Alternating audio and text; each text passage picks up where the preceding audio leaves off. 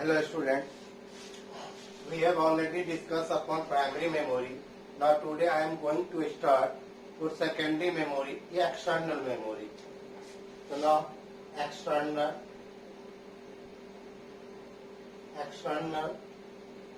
or secondary memory.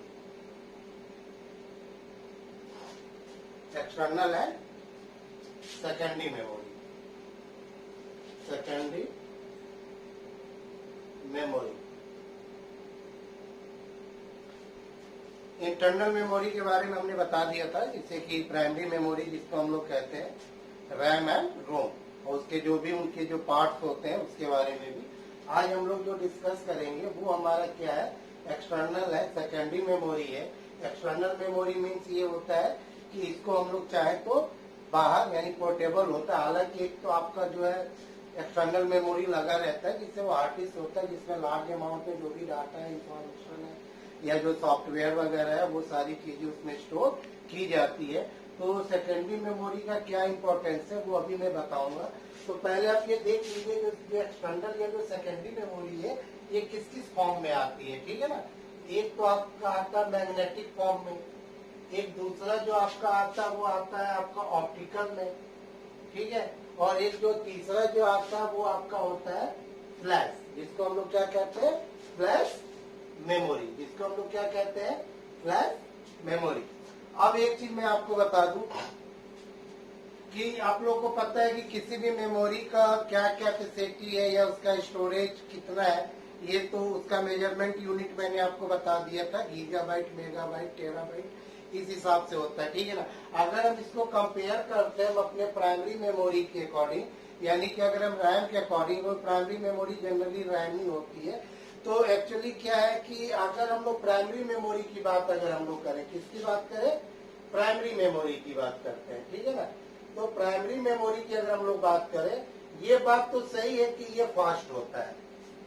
ये fast इसलिए होता है क्योंकि ये भी आपका एक इलेक्ट्रॉनिक चिप होता है, ठीक है ना। और सीपीयू भी क्या होता है, आपका एक इलेक्ट्रॉनिक डिवाइस होता है, जिसके कारण जो सीपीयू जो है वो डायरेक्ट जो भी कांटेक्ट करता है वो आपके प्राइमरी मेमोरी से करता है, सेकेंडरी मेमोरी से वो डायरेक्ट वो कांटेक्ट नहीं करता। उसके पीछे रीजन ये है कि जो एक्सटर्नल या जो सेकेंडरी मेमोरी होती है उसकी फंक्शनलिटी अलग अलग टाइप की होती है, क्योंकि एक्सटर्नल मेमोरी जो होता है वो कहलाता है इलेक्ट्रोमैकेनिकल डिवाइस। क्या कहलाता है वो, इलेक्ट्रोमैकेनिकल डिवाइस। तो जाहिर सी बात है कि ये आपका जो सीपीयू है वो आपका इलेक्ट्रॉनिक डिवाइस है, तो जो भी इलेक्ट्रॉनिक डिवाइस है वो डायरेक्ट अगर कम्युनिकेट करेगा तो अपने किसी इलेक्ट्रॉनिक डिवाइस से ही करेगा, ना कि किसी अदर डिवाइस से करेगा। जैसे फॉर एग्जांपल मान के चलिए कि अगर आपका कोई इलेक्ट्रिकल इंजीनियर है तो आप उससे रिलेटेड जो भी वो बात करेगा या उससे रिलेटेड जो भी प्रोजेक्ट होगा तो वो अपने किसी दूसरे ही इलेक्ट्रिकल इंजीनियर से बात करेगा, वो सिविल या मैकेनिकल या केमिकल इंजीनियर से बात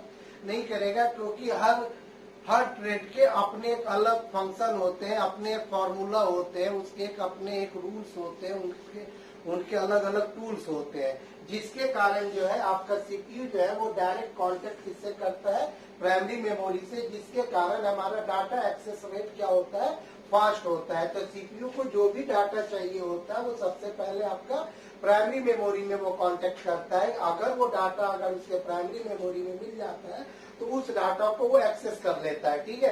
अगर वो डाटा अगर उसको अगर नहीं मिलता है तो वो क्या करता है, सीपीयू के अपने एक अलग अलग जो कंपोनेंट्स होते हैं उसको ये बताता है कि रैम में ये पार्ट ढूंढा गया, ये नहीं मिला है, तो आप ऐसा करो, इसका एक अलग जो है डीएमए, जिसको हम लोग कहते हैं डायरेक्ट मेमोरी एक्सेस, ये भी जो है सीपीयू का ही एक पार्ट होता है। इसको ये इन्फॉर्म करता है कि देखो रैम में वो डाटा नहीं है और यूजर को उस डाटा की जरूरत है, तो वो डीएमए क्या करता है कि एक तरीके से सीपीयू और सेकेंडरी मेमोरी के बीच में एक ब्रिज का काम करता है। वो क्या करता है, एक ब्रिज का काम करता है। तो सीपीयू सारा इंफॉर्मेशन अपने दूसरे कंपोनेंट्स को दे देता है और ये कंपोनेंट्स क्या करता है कि उस पर्टिकुलर डाटा को उस एक्सटर्नल मेमोरी से लेकर कहाँ पे आता है, उसको प्राइमरी मेमोरी में लाता है, तब जाके सीपीयू उसको एक्सेस करता है। ये फास्ट होता है। अब प्लस दूसरा चीज क्या होता है कि ये आपका एक्सपेंसिव होता है, ये आपका क्या होता है, एक्सपेंसिव होता है, ठीक है, प्लस उसकी साइज भी कम होती है। और अगर आपकी अगर सेकेंडरी मेमोरी की अगर हम लोग बात करें सेकेंडरी। तो ये प्राइमरी मेमोरी के कंपेयर में स्लो होती है और ये ज्यादा एक्सपेंसिव नहीं होता है, ठीक है ना, इन एक्सपेंसिव।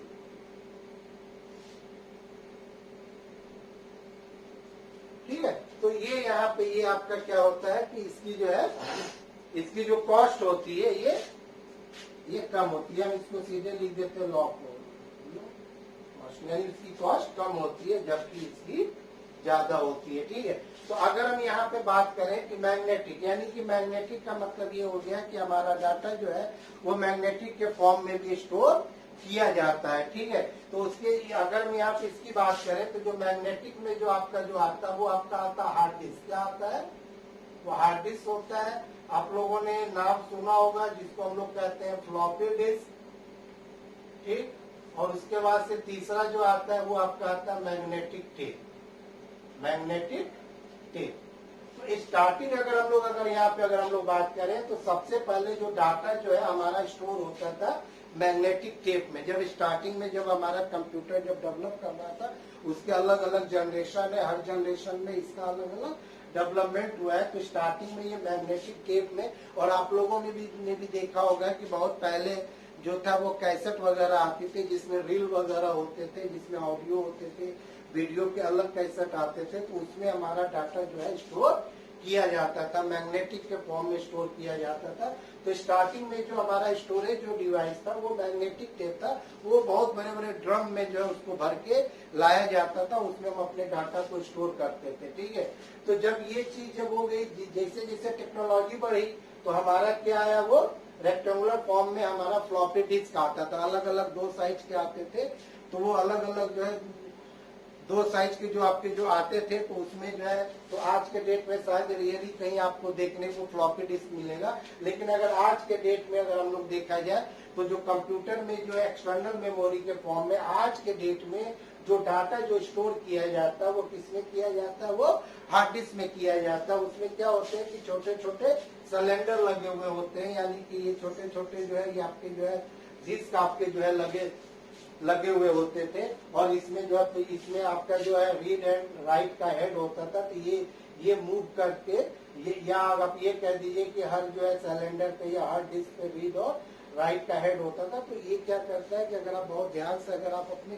सीपीयू को देखेंगे तो जब भी हार्ड डिस्क से कोई भी डाटा अगर रीड होता है या राइट होता है तो उसमें एक हल्की सी आवाज आती है। वो आवाज इसलिए आती है क्योंकि इसके अंदर जो भी डिस्क जो आपका प्लेटर जो लगा हुआ है वो क्या करता है, इसके अंदर ये मूव करता है, क्योंकि उसमें वो डाटा को उसको ढूंढा जा रहा है। तो यानी कि हार्ड डिस्क आपके तो एक सीपीयू में लगा हुआ होता है। सीपीयू में इसलिए लगा हुआ होता है क्योंकि जितने भी हमारे डाटा है, फाइल है, इंफॉर्मेशन है, लार्ज अमाउंट का जो डाटा, एक तरीके से ये आपका वेयर हाउस है जहाँ पे सारी इंफॉर्मेशन को, फाइल्स को, सॉफ्टवेयर को, क्योंकि जितने भी तरीके के सॉफ्टवेयर होते हैं, चाहे वो आपके एप्लीकेशन सॉफ्टवेयर हो या वो आपके सिस्टम सॉफ्टवेयर हो, वो कहाँ स्टोर होता है, आपका हार्ड डिस्क में होता है। तो इसमें इसकी अगर कैपेसिटी देखेंगे तो आपका जो है गीगाबाइट टीबी तक आज के डेट में जो है टेराबाइट तक का भी आपका हार्ड डिस्क आता है। और इसके अलावा एक्सटर्नल हार्ड डिस्क भी आती है। तो अगर आपको लगता है कि इंफॉर्मेशन है या कोई फाइल है या कोई डाटा है, कोई प्रेजेंटेशन है, कोई ये है, तो अगर आपको लगता है कि नहीं इसका एक बैकअप के लिए चाहिए या आपको एक जगह से दूसरी जगह जाके इसको कहीं शो करना है, तो एक्सटर्नल हार्ड डिस्क होती है, जो कि उस एक्सटर्नल हार्ड डिस्क से आप जो है डाटा जो है आप ये भी रीड कर सकते हैं, राइट कर सकते हैं, उसमें आप स्टोर कर सकते हैं। ठीक है, तो एक जो है आपका एक्सटर्नल मेमोरी में आपका ये मैग्नेटिक, यानी जो मैग्नेटिक के फॉर्म में जो डाटा को जो स्टोर किया जाता है। ठीक है ना, अब आगे आइए तो और भी हमारे पास जो है एक्सटर्नल मेमोरी के फॉर्म में और भी हमारे पास जो है ऑप्शन है जिसको हम लोग यूज करते हैं। तो जिसमें आपका होता है ऑप्टिकल।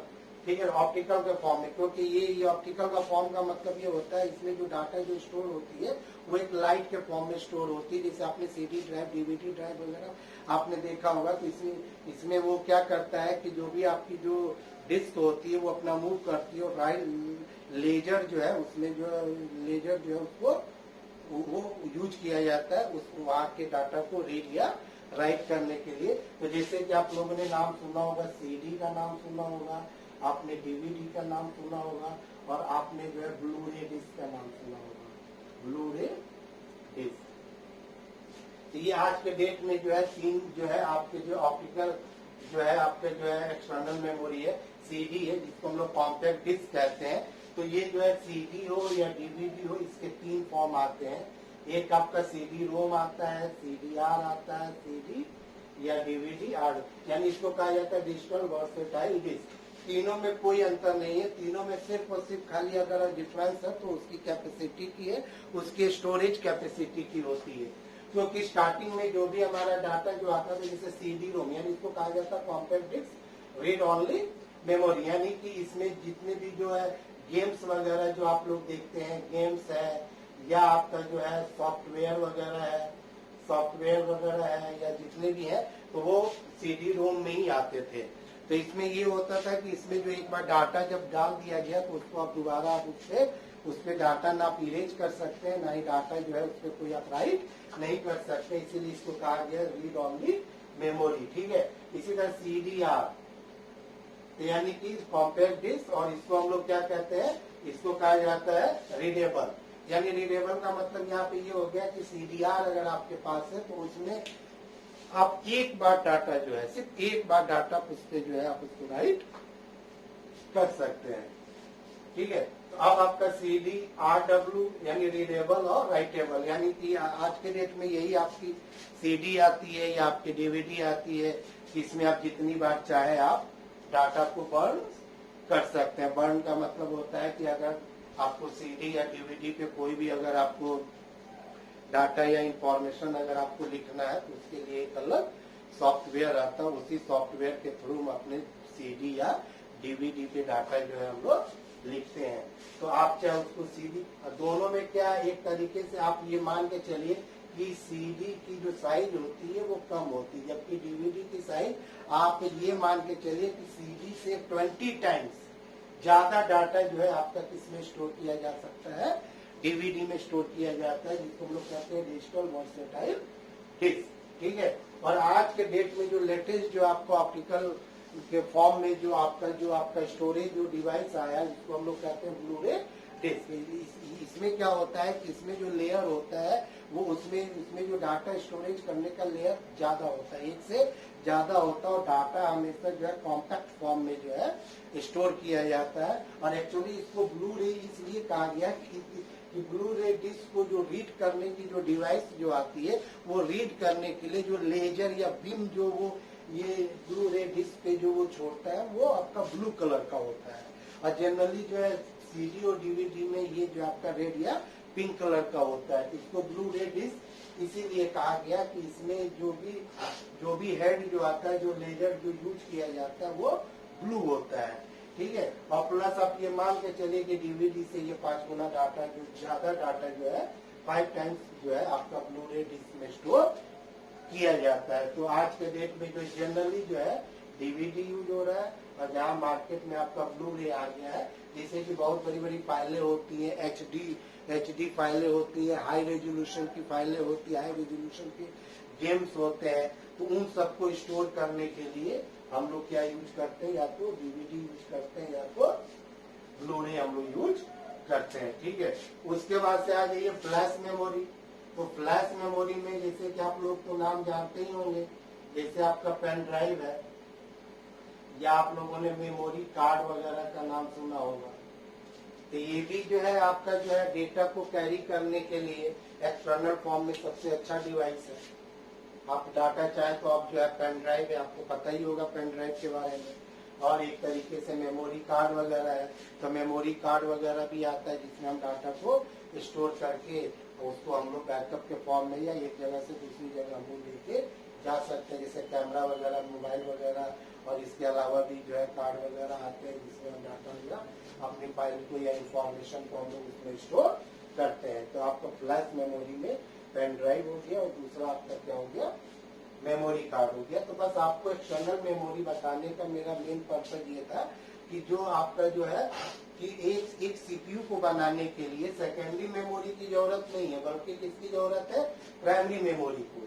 ठीक है, क्योंकि जो सीपीयू जो है मतलब कि सिर्फ अगर सेकेंडरी मेमोरी नहीं भी रहेगा तो प्राइमरी मेमोरी है तो आपका सिस्टम स्टार्ट हो जाएगा, लेकिन काम नहीं करेगा। लेकिन तो उसके लिए हमको क्या चाहिए, हमको एक ऐसा स्टोरेज डिवाइस चाहिए कि जहाँ पे अपने बल्क में या लार्ज अमाउंट में डाटा को स्टोर कर सके। इसीलिए हमको एक सेकेंडरी मेमोरी की जरूरत पड़ती है, जो कि आपके कंप्यूटर में होता है, जिसको हम लोग क्या कहते हैं, हार्ड डिस्क। क्लियर? तो ये आपका ओवरऑल एक जो है आपका मेमोरी यूनिट का ये आपका एक कॉन्सेप्ट है। ठीक है, तो ये आपका टॉपिक आज ये कंप्लीट हो गया।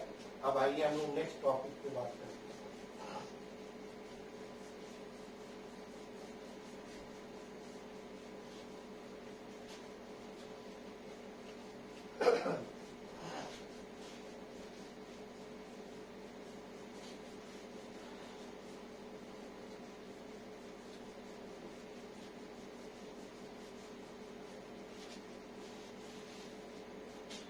अगला है आपका mobile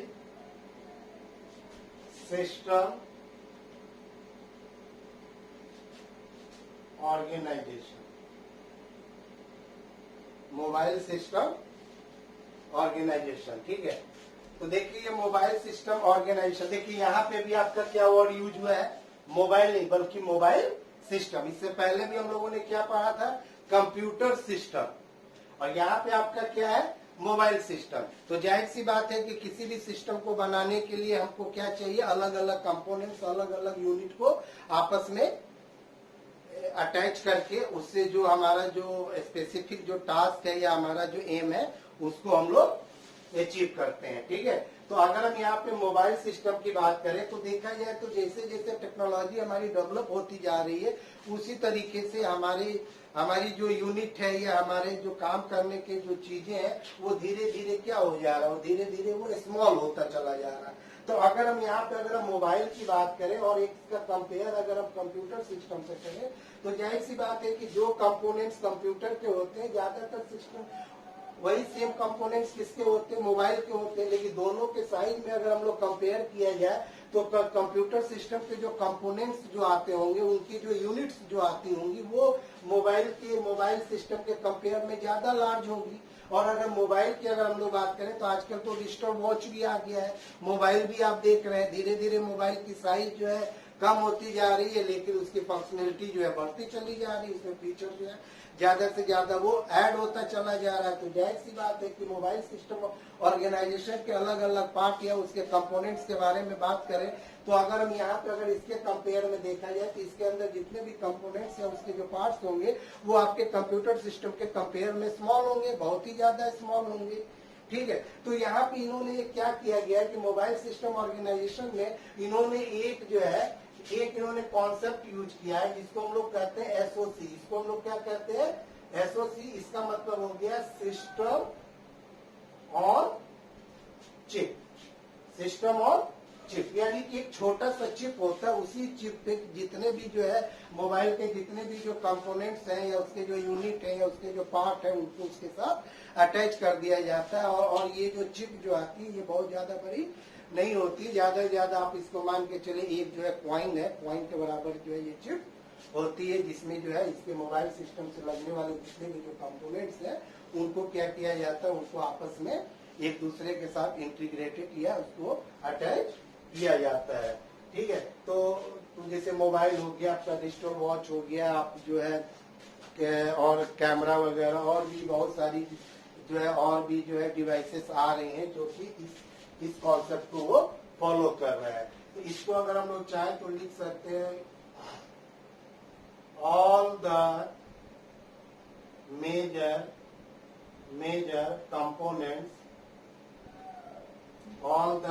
components of mobile are combined या integrated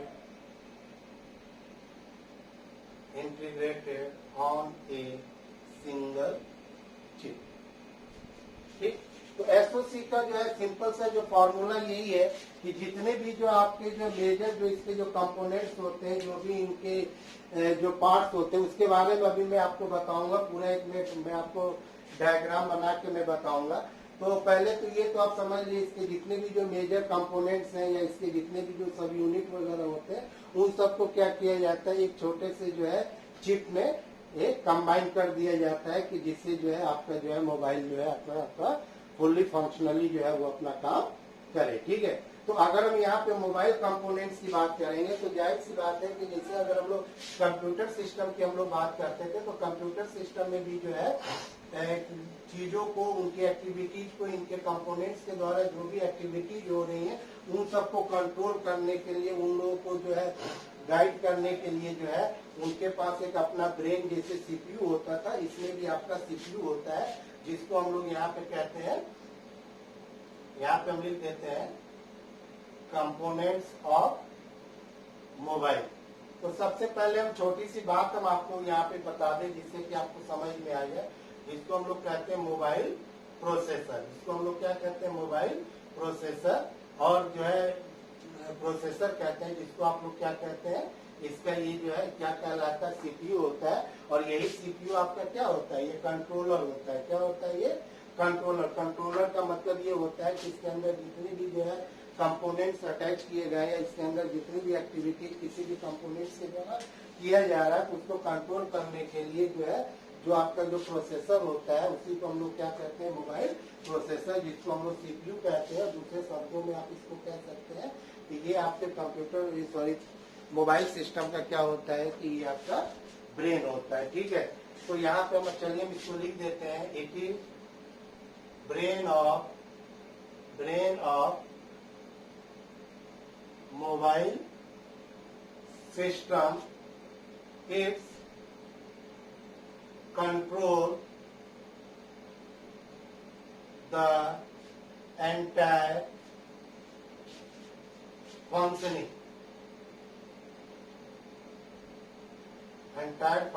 of mobile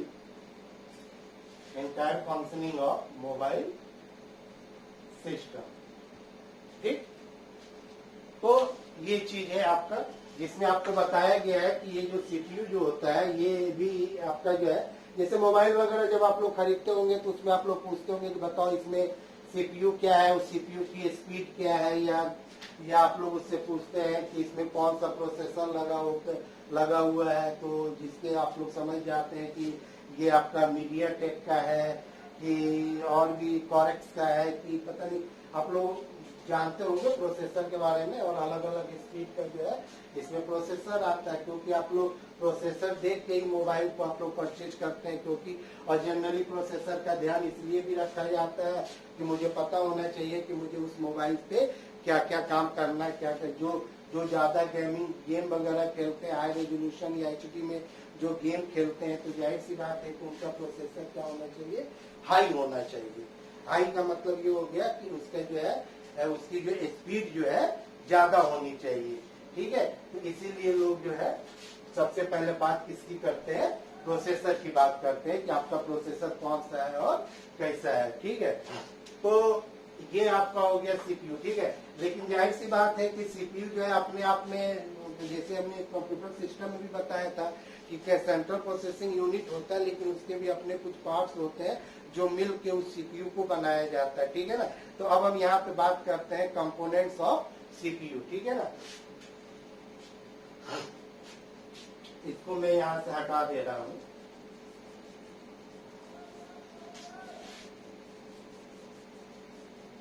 तो अब यहाँ पे क्या है कि ये आपका जो है मेजर जो है कंपोनेंट्स जो होते हैं उसके बारे में आपको बता रहा हूँ।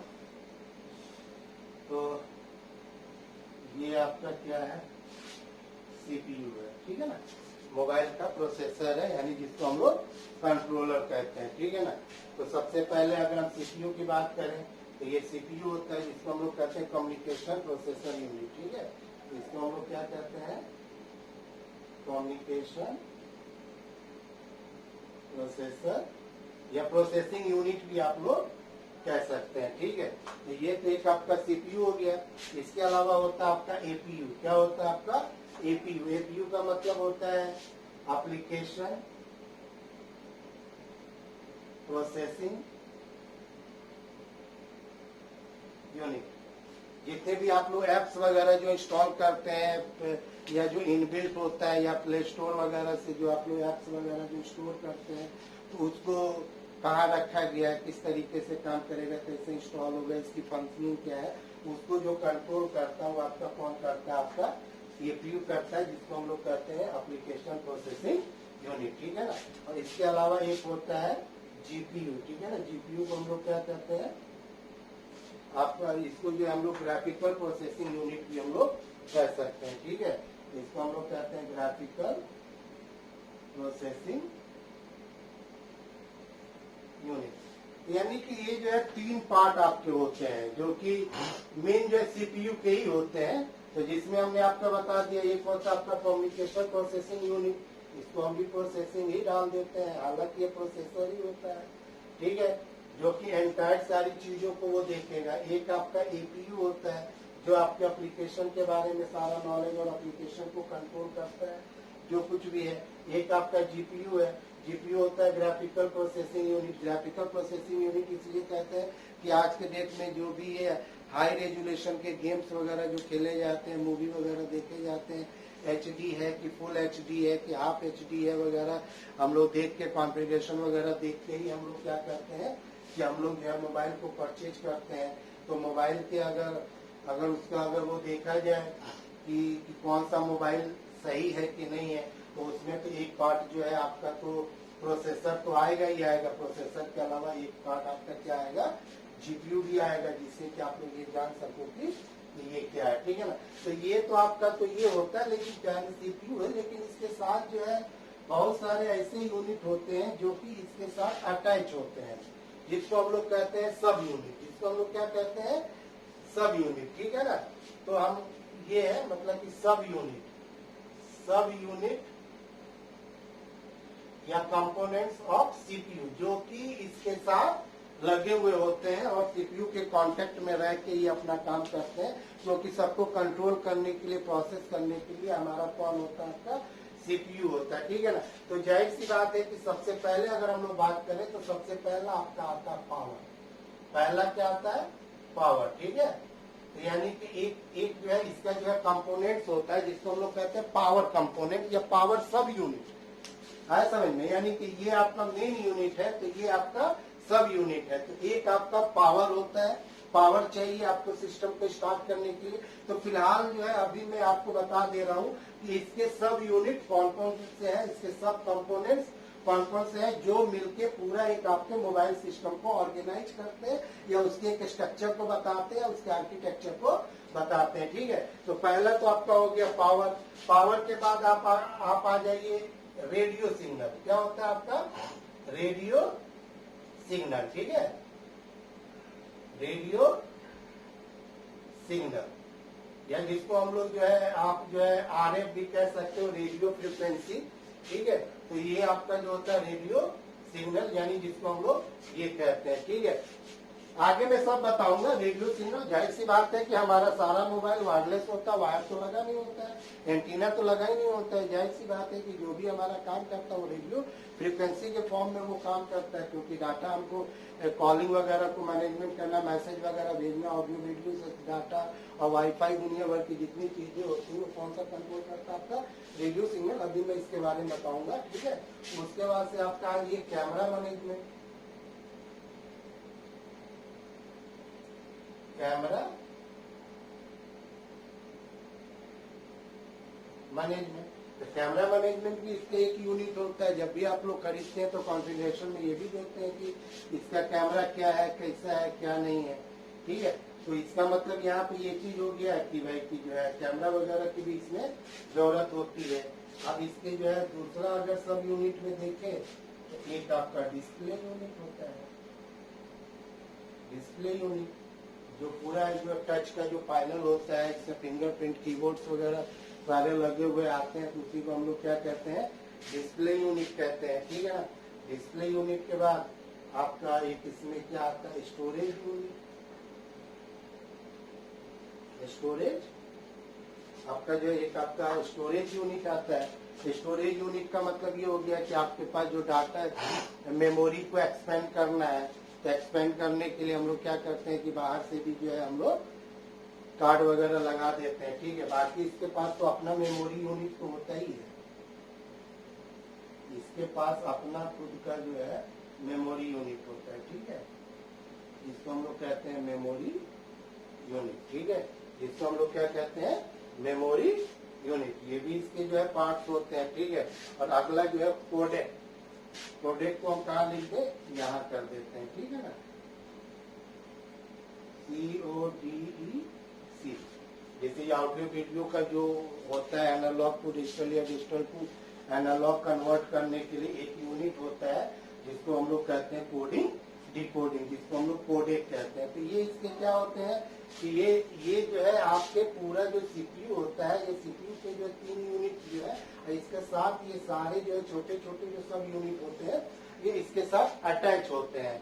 अटैच इन द सेंस का मतलब हो गया कि ये जो है सारे जो है यूनिट में आपको मिल के एक आपको मोबाइल सिस्टम ऑर्गेनाइजेशन ये बनाते हैं, जिससे कि मोबाइल के द्वारा जो भी एक्टिविटी या जो भी फंक्शनिंग हो सके इसको ये जो है फुलफिल करते हैं, उसको ये कंट्रोल करते हैं, इसके बारे में ये बताते हैं, ठीक है। अब मैं आपको 1 बाय 1 एक एक पार्ट जो है उसके बारे में आपको बताऊंगा। और मुझे जहां तक उम्मीद है कि शायद आप इसके बारे में मुझसे ज्यादा जानते होंगे, मोबाइल के जो भी पार्ट होते हैं या मोबाइल का जो भी कंपोनेंट्स होते हैं उसका क्या यूज है, ठीक है। लेकिन फिर भी जो भी नॉलेज है फिर भी मैं थोड़ा थोड़ा मैं आपको बता दूं ताकि जो है आपको वो चीजें समझ में आ जाए, ठीक है। तो आ जाइए, हम धीरे धीरे जो है 1 बाय 1 जो है इसके जो है सब यूनिट या जो है इसके सब जो कंपोनेंट्स है उसके बारे में हम थोड़ा सा हम आपको एक्सप्लेन करके मैं बताने की कोशिश कर रहा हूँ, ठीक है, ताकि आप इस चीज को आप समझ सके कि हाँ मोबाइल सिस्टम ऑर्गेनाइजेशन क्या होता है और उसके हर यूनिट का क्या काम है और वो किस तरीके से वो अपना काम करता है, ठीक है। तो पहला जो होता है वो आपका होता है पावर। पहला क्या होता है आपका पावर। तो पावर यूनिट का मतलब क्या हो गया, बैटरी, ठीक है। तो यहाँ पर हम लिख देते हैं it is use for power supply in mobile system, in mobile system, sorry in mobile system, ठीक है। तो पावर जैसे कि इनका जो है मोबाइल का जो है एक जो है मेन हर अपने आप एक मेन यूनिट है, सबका एक अपना अलग अलग टास्क है। तो पावर है, ठीक है। तो पावर यूनिट का काम ये होता है कि जो भी आपका बैटरी है, बैटरी से रिलेटेड जितने भी जो फंक्शनिंग होते हैं, बैटरी से रिलेटेड जितने भी तरीके के मैनेजमेंट होते हैं उसको जो कंट्रोल करता है वो कौन करता है, जो मोबाइल सिस्टम में लगा हुआ जो एक पावर का जो सब यूनिट होता है वो कितना % चार्ज हुआ, चार्जर ठीक है कि नहीं है, वो चार्जर उस मोबाइल के लिए कंफर्टेबल है कि नहीं है, स्लो चार्जिंग होगी कि पावर चार्जिंग होगी। अगर आपका जो है मोबाइल जो है आपका क्या कहा जाता है कि अगर वो बैटरी अगर उसका लो हो गया, बैटरी अगर वो हो गया तो वो सब बताता है कि हम क्या इसको जो है सेविंग मोड में चले जाएं या पावर सेवर मोड में चले जाएं, जिससे कि आपकी बैटरी जो है ज्यादा यूटिलाइज ना हो सके। तो यानी कि पावर से रिलेटेड जितने भी जो फंक्शन होते हैं वो आपका कौन यूनिट करता है, वो आपका पावर यूनिट करता है, ठीक है। दूसरा आपका होता है रेडियो सिग्नल मैनेजमेंट। क्या होता है, रेडियो सिग्नल मैनेजमेंट, ठीक है। तो यानी कि यहाँ पे क्या होता है, इट यूजेस RF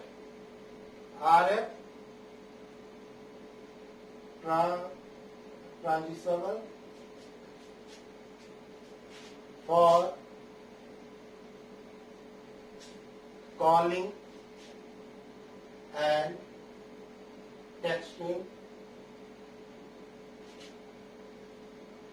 कॉलिंग है, टेक्सटिंग, और उसके अलावा जो है ये भी कह सकते हो कि इट ऑल्सो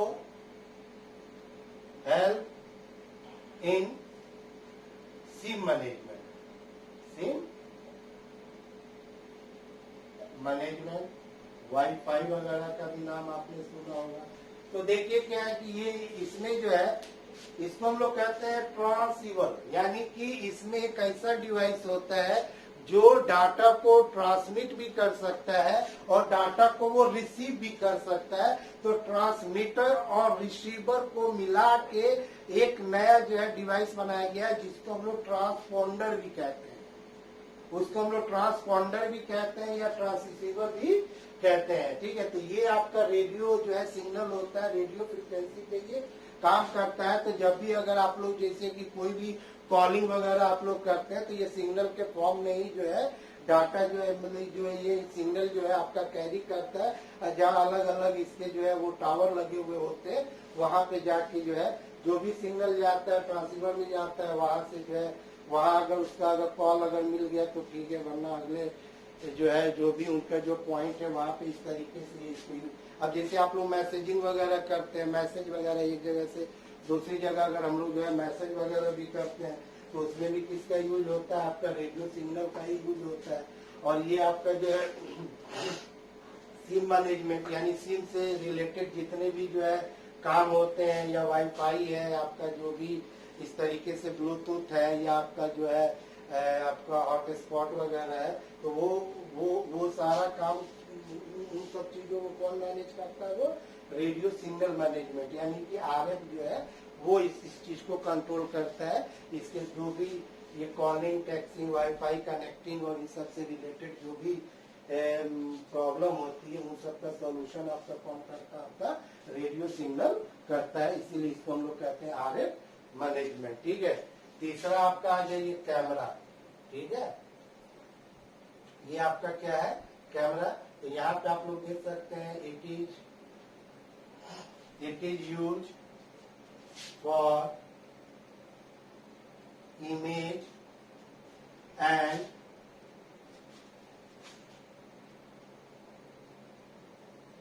मल्टीमीडिया प्रोसेसिंग।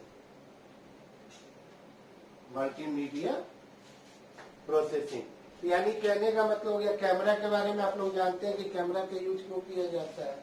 तो अगर आपके मोबाइल में कैमरा है तो उसका यूज हम लोग जो है फोटो वगैरह कैप्चर करने के लिए, या कोई भी ऑडियो वगैरह या ऑडियो वीडियो या इससे रिलेटेड जो भी ऑडियो वीडियो को मिलते हैं, हम लोग क्या कहते हैं, मल्टीमीडिया कहते हैं। तो उस तरीके की चीजों को बनाने के लिए, उन सब चीजों को देखने के लिए हम लोग जो है क्या यूज करते हैं, आपका कैमरा यूज किया जाता है। तो कैमरा के बारे में आप अच्छे तरीके से जानते होंगे। ठीक है, अब यहाँ पे आ जाइए, अगला जो यूनिट जो है, ठीक है, मैं 1 बाय 1 में इसको हटा दे रहा हूँ। आई होप आपको समझ में। तो जब भी आप लोग जो है मोबाइल वगैरह जब अगर आप लोग परचेज करते हैं, तो जाहिर सी बात है कि आप इससे ये भी पूछते हैं कि हाँ ये बताइए कि ये जो कैमरा है, तो कैमरे की अगर कैपेसिटी और कैमरे के बारे में जानना चाहते हैं कि आपका कैमरा कितना सही है या नहीं है, या दूसरे मोबाइल के कंपेयर में कौन से मोबाइल का कैमरा अच्छा है कि नहीं है, तो आप लोग जो है उसका जो है पूछते हैं कि कितने मेगापिक्सल का है, या क्या है, मतलब किस तरीके की चीजों से आप जान के ही समझ जाते हैं कि हाँ इसमें जो भी हमारी फोटो कैप्चर होगी या जो भी हमारी वीडियो वगैरह बनेगी वो किस तरीके की होगी, रिकॉर्डिंग किस तरीके का होगा, 480 का होगा कि 720 का होगा, कि जो है आपका 1080 का होगा, या फुल एचडी होगा या एचडी होगा। वो सारे कैमरा है। तो कैमरा की जो यूनिट होती है, इसी सब चीजों को आपस में मैनेजमेंट करने के लिए इसको यूज किया जाता है। ठीक है ना। 4 जो है आपका, 4th जो है आपका जो है मेमोरी है। तो यहाँ पे लिख देते हैं it is use for processing या एक्सेसिंग द एप्स। ठीक है ना। तो जितने भी आपको, हाँ इसमें भी 2 तरीके की होती है, आपकी रैम होती है और एक दूसरी मेमोरी आपकी क्या होती है, रोम होती है। तो जितने भी जो हमारे जो डाटा वगैरह है वो सब आपका किसमें स्टोर होता है, ये आपका रैम में होता है। और ये जो रोम होती है ये आपकी इनबिल्ट होती है। इनबिल्ट का मतलब यहाँ पे ये चीज है कि आप लोग जो है देखते होंगे कि हाँ भाई, हाँ बताइए आपकी मेमोरी कितनी है, तो भाई वो कहता है कि भाई कि हमारा जो है 2 GB है और जो है 16 GB है, 2 GB है 16 GB। यानी कि ये आपका पता चला कि 2 GB आपकी रैम हो गई और 16 GB आपका जो आपको एक्स्ट्रा आपको मिल रहा है, उसमें आप अपना जो भी ऑडियो वीडियो गाना और जो कुछ भी आप उसको यूज कर सकते हैं। लेकिन अगर आप ये देखेंगे कि अगर ये 16 अगर GB की है, अगर 16 GB की है, तो आपको 13 या 14 GB ही आपको मिलेगा यूज करने के लिए। बाकी जो 2 GB होते हैं वो जो है आपके मोबाइल सिस्टम से रिलेटेड जितने भी जो मेन जो आपके फंक्शन होते हैं या जो सॉफ्टवेयर होते हैं, वो जो सारा चीज होता है वो इसमें स्टोर जो है वो आपका कर दिया जाता है। ठीक है, तो इसीलिए ये आपका क्या होता है, इनबिल्ट होता है, तो ये आपको पूरा आपको नहीं मिलता है। ठीक है, तो यही आपका मतलब इसे जनरली जो है इसको रैम रोम आप कुछ भी आप इसको कह सकते हैं, क्योंकि क्या होता है कि ऐसा नहीं है कि रैम अलग आता है या रोम अलग आता, नहीं, एक ही चिप में एक ही जो है आपकी एक चिप आती है, उसी चिप के कुछ पोर्शन को रोम बना दिया जाता है और बाकी के पोर्शन को रैम बना दिया जाता है, बस और कुछ नहीं। आती मार्केट में रैम है, रोम नहीं आती है, रैम आती है और रैम के ही कुछ पोर्शन को क्या बना दिया जाता है, रोम बना दिया जाता है। तो यहाँ पे वही मेन चीजें बता रहे हैं कि अगर आपकी 16 GB की होगी या 32 GB की होगी या 64 GB की होगी, तो वो आपको पूरा स्पेस यूटिलाइज करने को नहीं मिलेगा। उसका जो है कुछ पार्ट ये लोग जो मोबाइल के जो प्री डिफाइंड जो एप्स होते हैं वो पहले से इंस्टॉल करके उस मोबाइल में आते हैं। किसी में आपका फ्लिपकार्ट आ जाता है, किसी में अमेजन आता है, किसी में कैमरा है, प्लेयर है, या इस तरीके फोटो गैलरी है, फाइल मैनेजर है। तो ये सब पहले से कुछ एप्स पड़े हुए होते हैं जो बिल्ट इन होते हैं। इसको चाह के भी आप इसको जो है रिमूव नहीं कर सकते हैं, क्योंकि ये मैन्युफैक्चरिंग के द्वारा ऑलरेडी एप्स में डाला गया है। ठीक है ना, आप उसको डिसेबल कर सकते हो लेकिन आप उसको अनइंस्टॉल नहीं कर सकते हो। जैसे कि हम लोग क्या करते हैं कि जो है कोई भी ऐप्स हमको जरूरत हुआ, हमने क्या किया कि प्ले स्टोर से उसको डाउनलोड किया, यूज किया, आपको लगा कि नहीं ये हमारे मतलब का नहीं है, मेमोरी में अननेसेसरी जो है स्पेस ये ज्यादा लिया है, तो फिर आप लोग क्या करते हो, उसको अनइंस्टॉल कर देते हैं। इंस्टॉल करने के बाद अनइंस्टॉल होता है, जबकि ये नहीं होता है। इसको आप फोर्स स्टॉप कर सकते हो, फोर्सली जो है आप इसको स्टॉप कर सकते हो, इसको आप डिसेबल कर सकते हो, लेकिन आप इसको हटा नहीं सकते हो। ठीक है ना, तो ये आपकी मेमोरी यूनिट है जो कि आपके मोबाइल के साथ आता है। ठीक है, और एक जो है दूसरा जो है आपका जो आता है वो आपका आता है स्टोरेज यूनिट। क्या आता है, स्टोरेज यूनिट, यानी कि स्टोरेज यूनिट का मतलब ये होता है it is use for expand the phone memory, expand the phone memory। ठीक है, तो ये आपका ऑप्शनल होता है, अगर आप चाहें तो ले भी सकते हैं, और आपको लगता है कि नहीं मेमोरी में जो साइज दिया गया है उस साइज से अगर आपका काम नहीं हो सकता है, तो इसके लिए आप क्या कीजिए, मार्केट में जाइए और जो है अलग अलग जो है आपकी चिप आती है, मेमोरी जो है मेमोरी चिप आती है, वो 16 GB जो भी वो सपोर्ट करता हो आपका मोबाइल, वो लाके उस मेमोरी आप उस मोबाइल सिस्टम का जो स्लॉट होता है, सिम जिस तरीके से सिम का स्लॉट होता है, तो उसी तरीके से आपका जो है ये आपका जो है स्टोरेज यूनिट यानी जो कार्ड होता है, मेमोरी कार्ड जो होता है, उसकी भी जो है वो स्लॉट होते हैं, या तो एक साथ होते हैं या तो अलग अलग होते हैं। आप उसको लगा के अपने मेमोरी के साइज को आप इसको और एक्सपेंड कर सकते हो, उसमें लार्ज अमाउंट में डाटा आप लोग उसको कर सकते हो। ठीक है, उसी तरीके से अब यहाँ पे जो है अगला जो है आपका यूज होता है 5वां डिस्प्ले। आपका क्या होता है, आपका display, it is use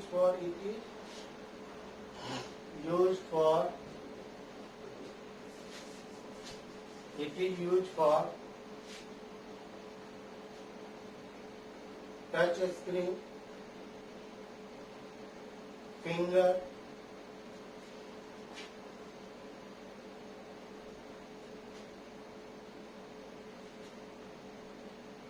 FING, it is use for touch screen, fingerprint, और आप लोग जो है साथ साथ इसमें देखते होंगे कीबोर्ड एंड कीबोर्ड देते हैं।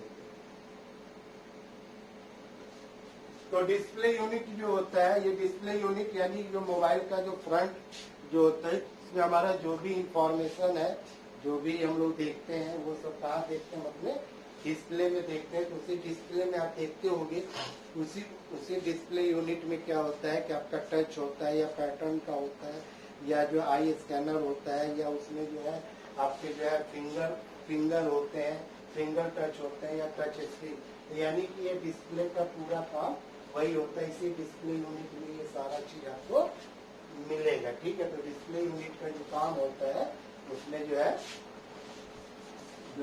कोई भी टेक्स्ट वगैरह टाइप करना, कॉलिंग वगैरह करना, जो भी उसके कंट्रोल के जो बटन वगैरह होते हैं, एंड करना, स्टार्ट करना, जो चीजें होती हैं, आप उसके बारे में अच्छे तरीके से जानते होंगे। तो वो आपका क्या होता है, डिस्प्ले होता है, ठीक है ना। अगला आपका होता है पोर्ट्रेट।